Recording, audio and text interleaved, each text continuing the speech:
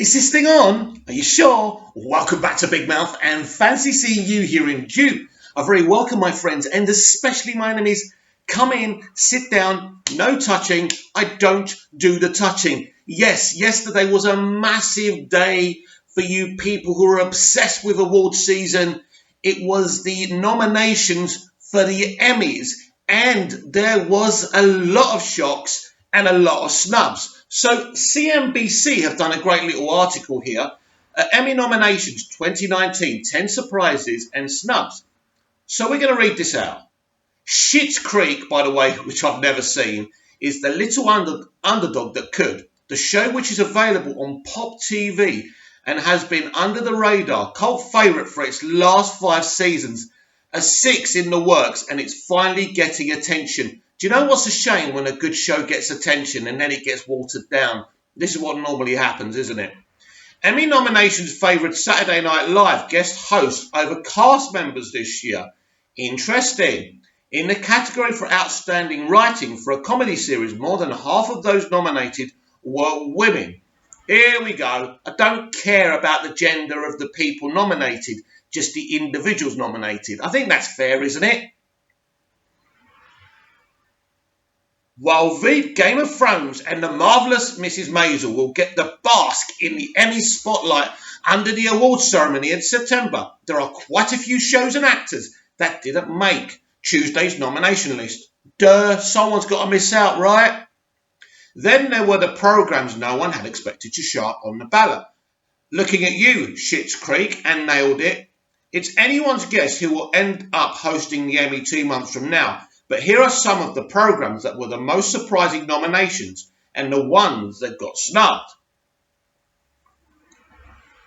Surprise, surprise, Schitt's Creek. Schitt's Creek is the little underdog that could. The show, which is available on Pop TV, has been under the radar, cult favourite for its last 5 seasons. The Canadian comedy show centres around the once wealthy Rose family, who lose their fortune and are forced to move to Schitt's Creek, a small town that they bought as a joke for their son's birthday decades ago. Do you know what? I might actually watch this. It sounds quite good, doesn't it? The show earned 4 nominations on Tuesday. Lead actor Eugene Levy, lead actress Catherine O'Hara. Oh, wow. I love Catherine. Outstanding comedy series and outstanding contemporary costumes. Deborah Hanson and Darcy Shane.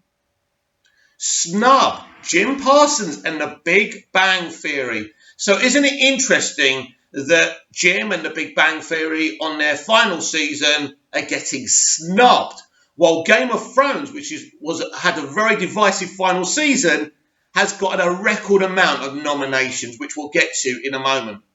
While Schitt's Creek entered the Outstanding Comedy Series category, Big Bang Theory, which aired its final episode in May, was ousted.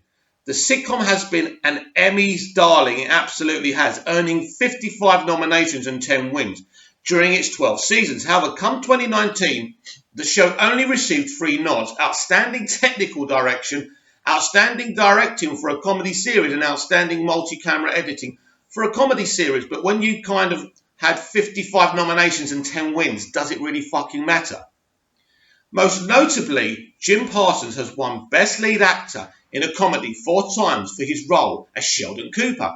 As Big Bang was in its final season, there was an expectation that it would have been nominated for more acting awards. Not necessarily. I think it's gone out with a whimper and not a bang, which is a shame, but these things happen. Surprise, Game of Thrones. It's not a surprise, by the way.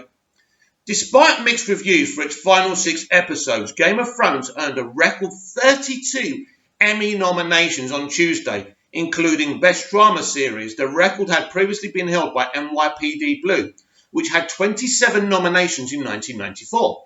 Many had expected Game of Thrones to skate by with limited nominations, especially after all the fan criticism of the final season. But the Emmys have very little to do with fandoms and the public and the consumer, and this is why they're failing upwards. This is how Hollywood works. Instead, Game of Thrones earned 4 nominations in the Supporting Actress in a Drama Series category. Right, I'm going to be clear here. Gwendolyn Christie, absolutely deserved. Lena Headey, brilliant, beautiful actress, but you did nothing in the final season, Lena. Undeserved. Sophie Turner, You've got a lovely posh English accent. You can hold your lines, undeserved. And Maisie Williams, yep, you are fantastic and you deserve your Emmy nom. As well as 3 nominations in the supporting actor category, Alfie Allen, Nicosia Costa Walder and Peter Dinklage. Peter Dinklage is a class act and absolutely deserves it, and I hope he wins it. Carice Van Houten was recognised as guest actor for her role as Melisandre. Yep, she's brilliant. And Amelia de Clark. Amelia is absolutely fantastic, and she did have a big role, so I'd say she deserved it. And Kit Harington is a beautiful, wonderful actor, also deserved. Also scored their first nominations in the lead categories, having previously been nominated as supporting actors. Right, this is interesting, and this is disgusting, and this sums up how this industry works. Snub Richard Madden in Bodyguard. How can you snub Richard Madden for the best drama in the best drama performance? I mean, Game of Thrones alum Richard Madden may have taken home a Golden Globe for his performance in The Bodyguard, but that trophy wasn't enough to secure him an Emmy nomination, of course not.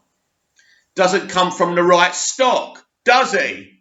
Critics praise Madden for his portrayal of a war veteran, David Budd, a police sergeant in London who is assigned to protect the Home Secretary in Netflix show. It was expected he would be on the shortlist for this September's Emmys. It's actually not a Netflix show. They bought it from World Productions. It's actually a World Productions. It originally aired on the BBC. Get it right. It's not. Yes, they have certain broadcasting rights, but ultimately it's World Productions, baby. They're the ones who make these amazing shows like Line of Duty and Bodyguard. Put you straight there. Surprise, nailed it. The comedic Netflix show challenges amateur bakers to recreate complicated recipes. Well, we don't need to care about that, do we? Snub, Saturday Night Live cast members. Emmy nominations favoured Saturday Night Live guest hosts over cast members this year.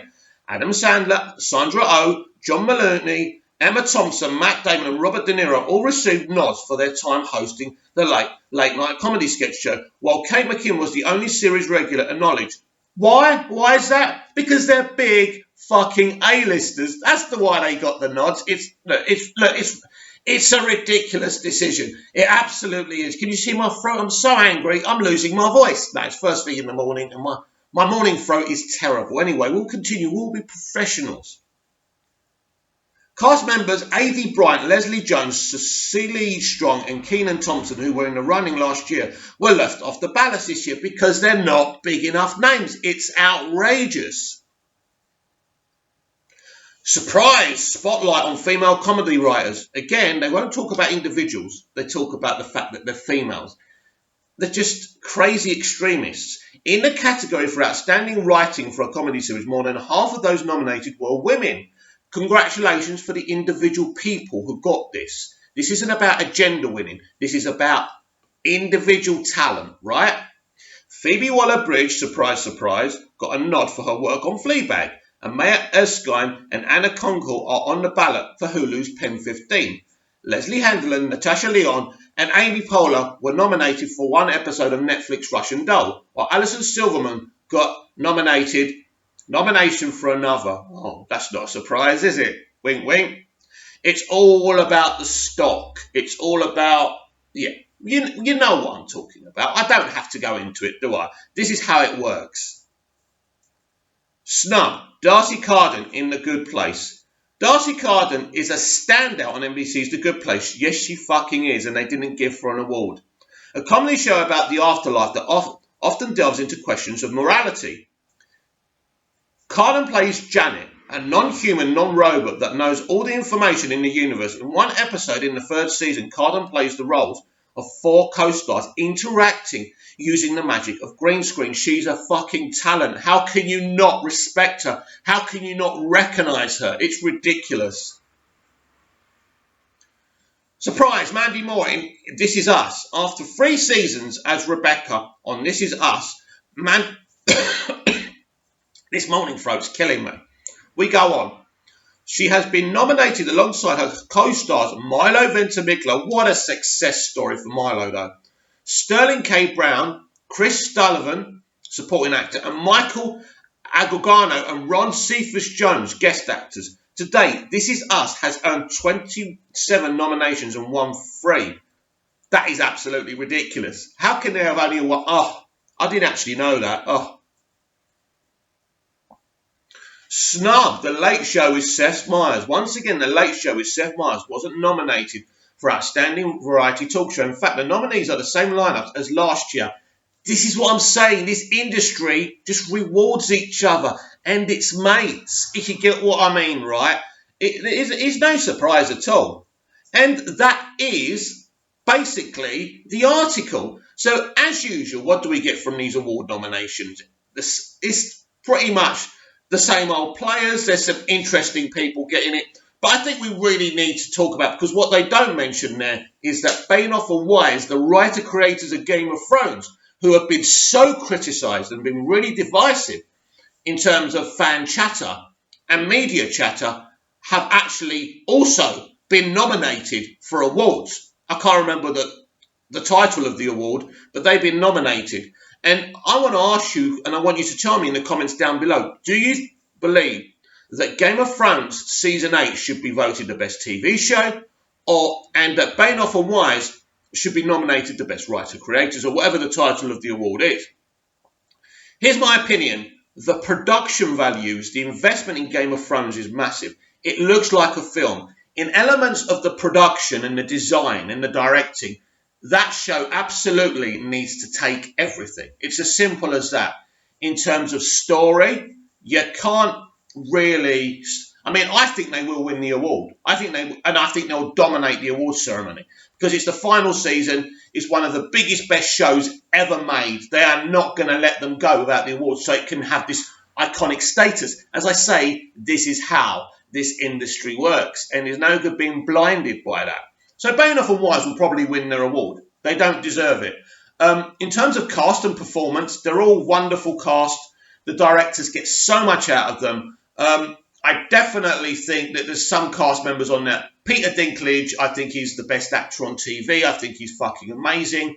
And he should win an Emmy every year. So if he wins the Emmy, I'm quite happy. Then Miss Christie also, I think she's fucking amazing as well. A great actor. As I say, Sophie Turner now. Sophie Turner doesn't deserve a bean. I've got nothing against Sophie. Lovely girl. Congratulations on your marriage to the pop singer Sophie and all that. I hope you have great sex and lots of beautiful children. But at the end of the day, you were on this show as a youngster. You grow onto it. Well done. But you're nothing special, and you don't even deserve a nomination. But let's see what happens there. So my opinion is that Game of Thrones, the final season of Game of Thrones, deserves its production awards if it gets any. It deserves acting recognition and all of that. But Bainoff and Wise really dropped the ball. They know they dropped the ball. They know they were in a rush. They know their mistakes. We know their mistakes. And they certainly shouldn't be rewarded for that. Please comment down below. Please like, share and subscribe.